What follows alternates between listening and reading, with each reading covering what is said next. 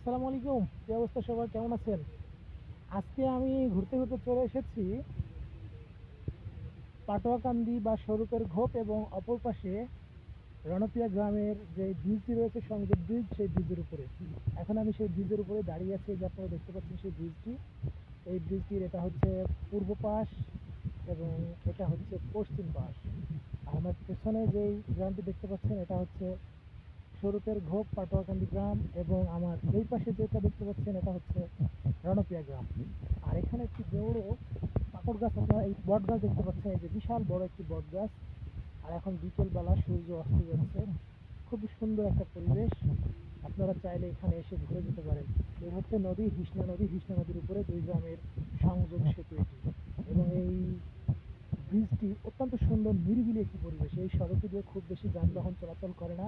এখানে এসে দাঁড়িয়ে সময় অতিবাহিত করা সম্ভব। সো সবাই ভালো থাকবেন, আল্লাহ হাফেজ।